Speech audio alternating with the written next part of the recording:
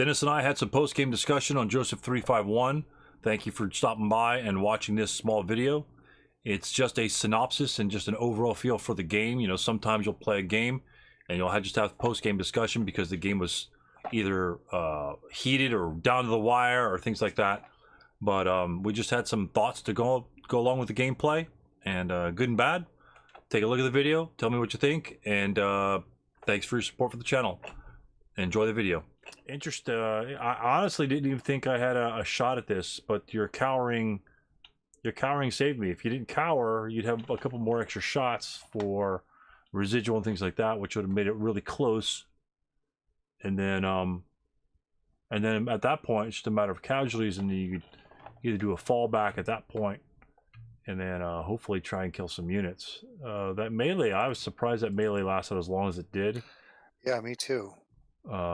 That's the crapshoot you have in melee. It's just you just can't kill a guy sometimes. I had 3-2, 3-1, 3. I mean, that's 2-1 against your guy. I had great odds, and nothing happens. That's true. You're pulling your punches.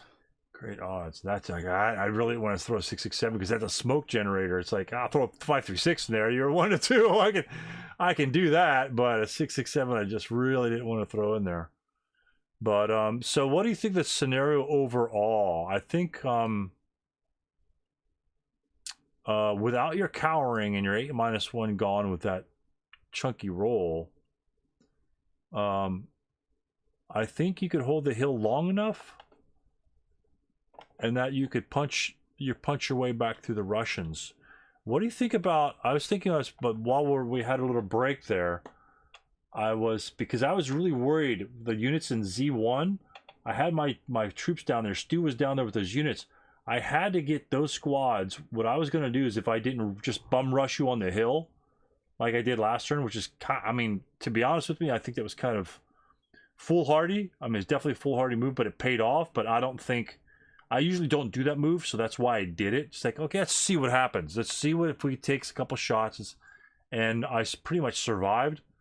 But otherwise, I would needed to rush BB2 and get units where that unit is in the bottom with your LMG, and get those Russian units and these American units breaking these guys over here and killing these guys.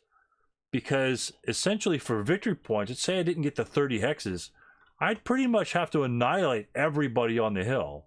Which, if you can get off the hill and run away, because my Russians are only 4 hex range essentially, you can avoid the Americans for the most part.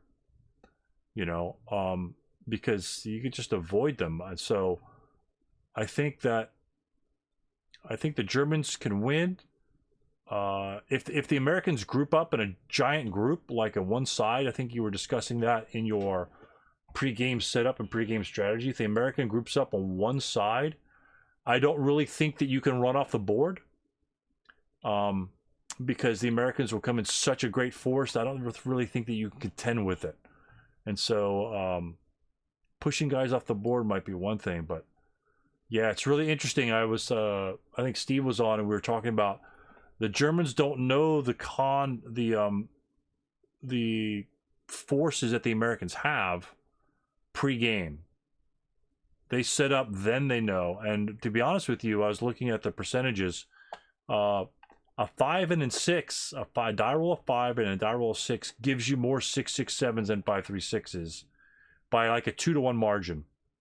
A 4 or lower gives you more 5-3-6s, about a 1-to-1 and worse in terms of the 6-6-7. So if the but the Germans can adapt, because the Americans aren't going to get very far in turn 1.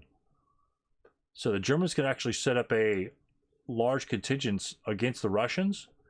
And if the Americans roll well, they can pull guys back up on the hill.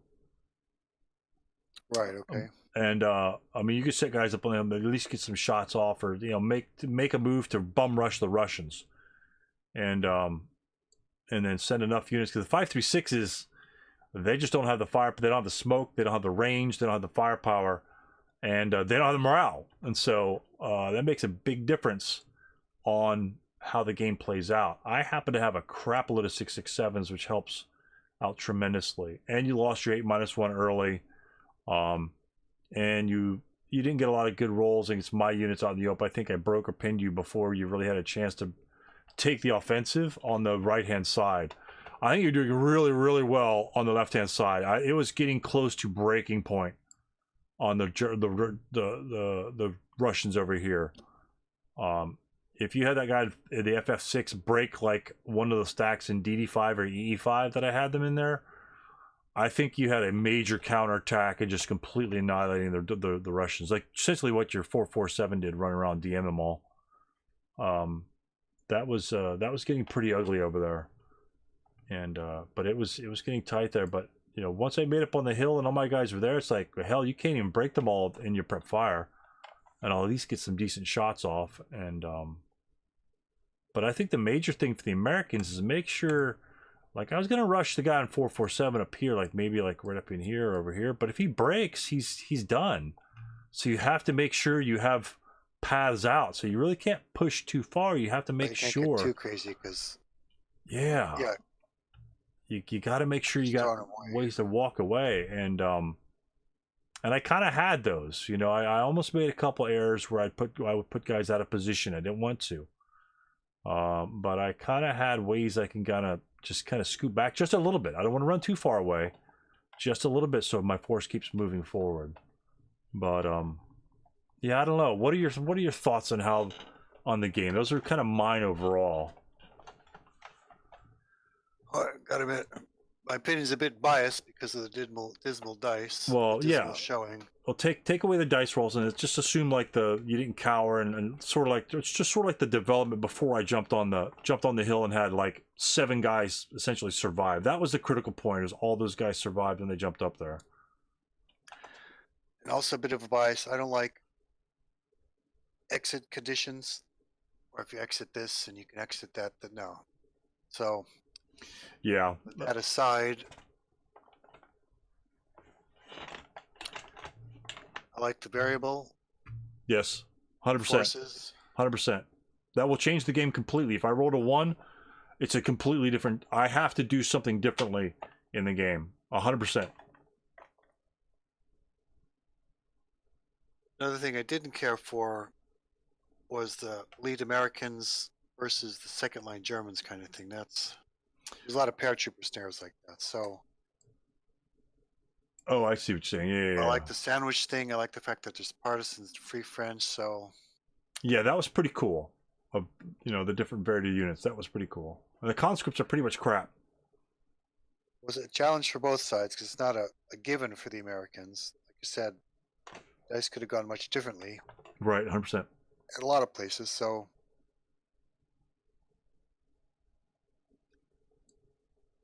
but on the average rolls, I think if you rolled average, I couldn't get the 30 hill hexes. 100%. There's no way I could get the 30 hill hexes. If you broke 3 squads, like in that last turn, I had to use every single unit that I had to get those 30 hexes. And if you broke 1 or 2 units early, it throws it all off. And so my whole plan collapses and all my guys are CXing out of position. And at that point, it's just a sort of like another bum rush to just massacre your units up on the hill. And I'd have to kill 1 other unit. The MMG guy got away, unfortunately. But that was a big error on my part, to be honest. But I didn't want that guy right in the middle of the board. He's been a thorn, and that's a crazy spot.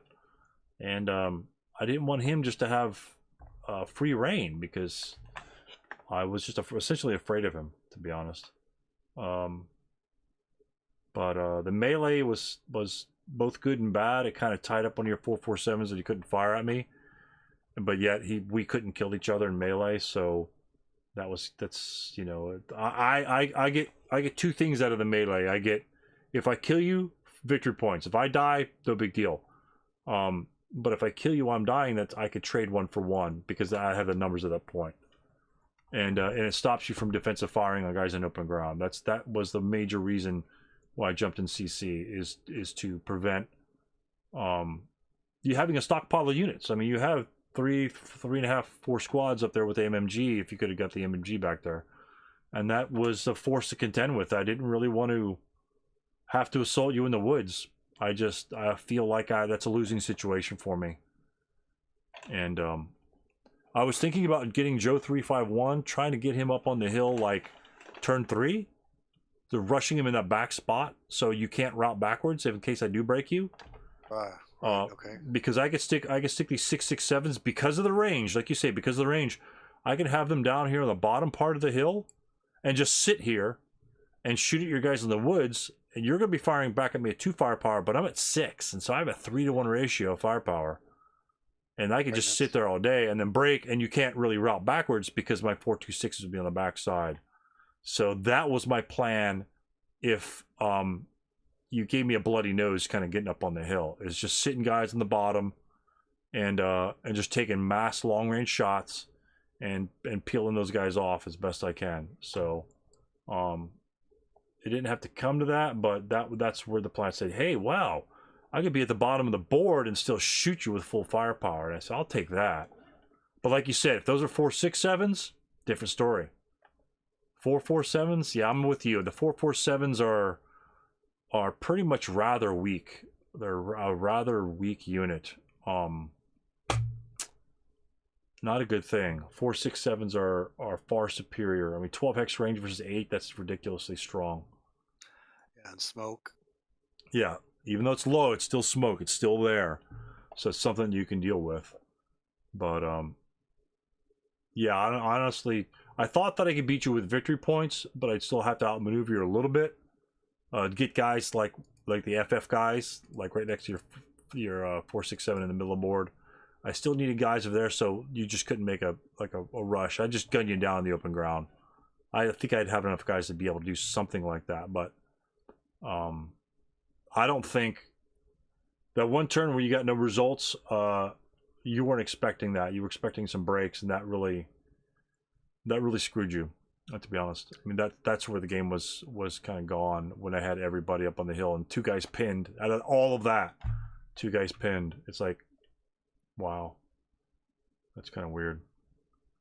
But yeah, the variable, I think the variable, it's replayable because of the variable die roll. I did get a decent roll, but with the variable die roll, you need fewer victory points. But again, 5.36s, that's far weaker than a 6.67. No smoke, no range, no morale, and you're only losing, between 2 and 4 victory points. I'm not sure that can happen. It would be interesting to see what a low roll would give you. I don't know. Maybe in that case, the 4.26s, you rush them forward and try and get as much casualties as possible because you don't need that many. But I don't know. Well, anyway, Dennis, thanks for your thoughts on the game.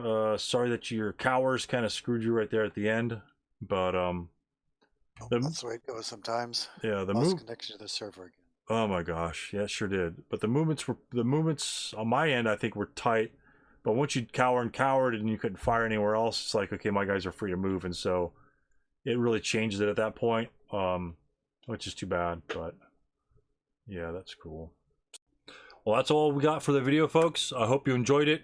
If you like this type of video, throw a thumbs up on there.